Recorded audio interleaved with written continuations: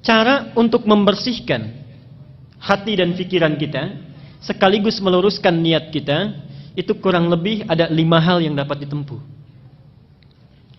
Terutama mohon ibu bapak ya, tolong perhatikan yang 5 ini dan amalkan, aplikasikan, contohkan kepada anak cucu kita. 1, caranya dengan banyak membaca dan mengkaji Al-Quran. Di antara fungsi membaca dan memahami bacaan Quran itu adalah salah satunya membersihkan penyakit-penyakit yang ada di dalam jiwa kita. Ada 2 jenis penawar. 1, penawar obat fisik, dikenal dengan dawa. Penyakitnya daun, obatnya dawa. Jadi kalau kita berobat ke dokter, diberikan resep, kemudian obatnya berbentuk kapsul atau tablet, itu dalam bahasa Arab dinamakan dawa, obat fisik. Yang kedua, ada namanya obat jiwa. Dan obat bagi penyakit yang memang sudah tidak bisa ditangani lagi oleh makhluk. Jadi ini puncak segala penawar, dinamakan dengan syifa. Dinamakan dengan syifa. Quran itu di antara fungsinya adalah menjadi syifa, penawar, obat, penghilang penyakit-penyakit yang ada di dalam jiwa, sekaligus mampu menyembuhkan penyakit fisik yang sudah tidak bisa lagi ditangani oleh dawa. Apa dalilnya? Harus ada dalil ya. Quran surat Al-Isra, surat 17 ayat ke-82. Quran surat Al-Isra, surat 17 ayat 82. Wa nunazzilu minal Qur'ani ma huwa shifaa'un wa rahmatun lil mu'minin. Wa nunazzilu minal Qur'an, dan kami jadikan, kami turunkan di antara ayat-ayat Quran itu yang bila sering dibaca, dipahami dengan baik, diamalkan kandungannya, itu bisa membersihkan jiwa, menjadi penawar bagi penyakit-penyakit jiwa yang sering meresap ke dalam diri kita. Wa rahmatun lil mu'minin, sekaligus menjadi rahmat, kemudahan dalam mengiringi aktivitas yang kita jalani di dalam aktivitas keseharian kita. Itu yang pertama. Jadi ibu bapak kalau punya putra, mau cerdas di sekolahnya, mau bagus belajarnya, itu tolong perhatikan bacaan Qur'annya. Semua orang Islam yang pintar-pintar, kita tidak usah berbicara zaman sahabat ya, masa-masa keemasan Islam saja setelah tabi'in, semua ulama, semua cendekiawan, semua ilmuwan yang akan mempelajari ilmu-ilmu hidup, ilmu-ilmu kehidupan, ada matematika, biologi, fisika, kimia, semuanya mempelajari Quran dulu. Ibnu Sina, Al-Kindi, Al-Farabi, Al-Ghazali, Ibnu Rushdi, Al-Khawarizmi, Al-Bantani, Al-Bituni, semuanya dari Quran dulu.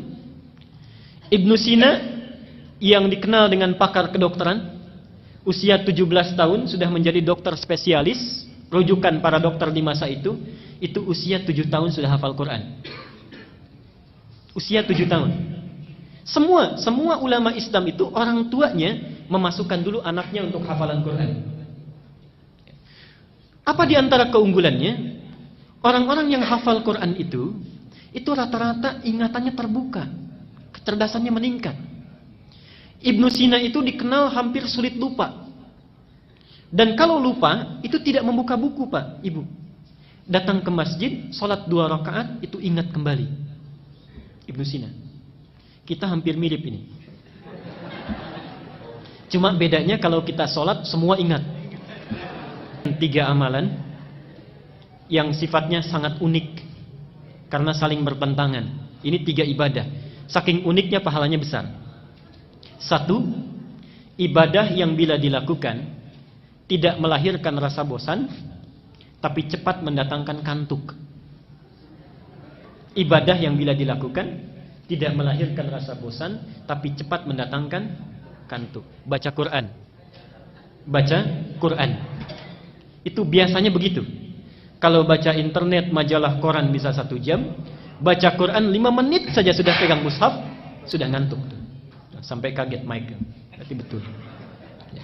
Yang kedua, kan tidak ada sampai sekarang orang bilang saya bosan baca Fatihah, gitu ya. Pasti terus. Tapi baik dibaca dalam sholat ataupun biasa itu cepat ngantuk. Yang kedua, satu amalan yang dilakukan saat bersamaan, mengingat sesuatu yang lupa, sekaligus melupakan sesuatu yang diingat.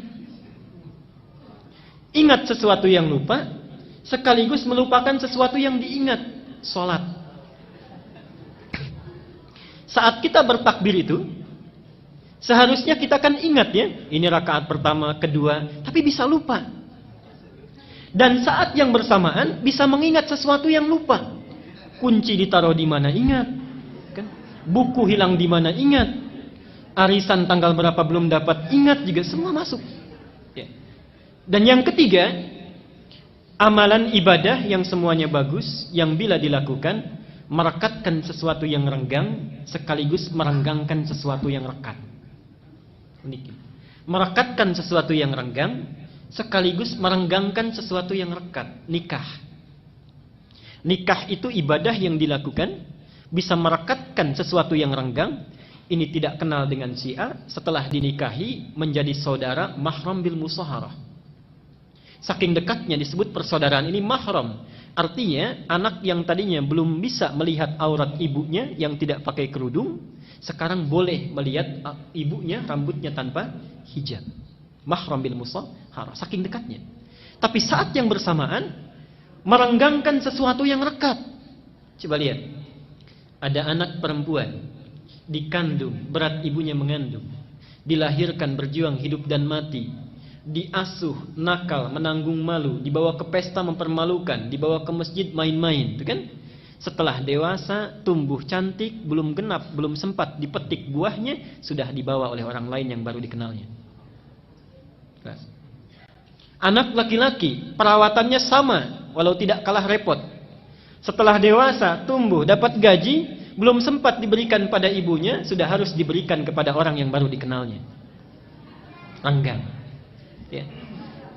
Karena itulah hati-hati, tidak ada mantan ayah dan ibu, dan kata Nabi, celaka, bu'dan liman adraka abawahil kibar falam yudkhilal jannah. Celaka orang yang masih hidup bersama orang tuanya, sudah sepuh tapi tidak mampu memasukkannya ke dalam surga. Yang kedua adalah memperbanyak salat malam. Memperbanyak salat malam, rajin tahajud. Itu untuk membersihkan jiwa dan pikiran kita. Dalilnya surat Al-Muzammil ayat ke-6. Inna nasyi'atal laili hiya ashaddu wat'aw wa aqwamu qila. Sungguh bangun malam itu, salat malam itu lebih cepat menyentuh kepada jiwa. Di antaranya bisa membersihkan diri kita. Saya cepat saja. Al-Muzammil ayat ke-6. Yang ketiga, banyak melakukan puasa. Banyak melakukan puasa. Di antara fungsi puasa itu memperbaiki perilaku yang tidak baik dan membersihkan penyakit jiwa yang buruk. Mana dalilnya? Sahih Al-Bukhari nomor hadis 1869. Sahih Al-Bukhari nomor hadis 1869. Kullu amal ibni Adam lahu illa siyam fa innahu li wa ana ajzi bihi. Setiap amal anak Adam itu untuknya kecuali puasa, maka dia untukku dan aku yang memberi pahalanya. Terusannya apa?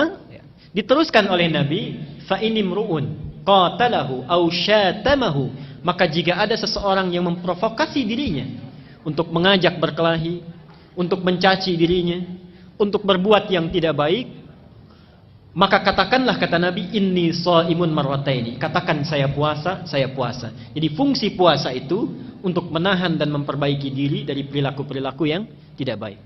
Yang keempat, masih ibadah. Yang keempat, memperbanyak istighfar dan bertaqarrub kepada Allah.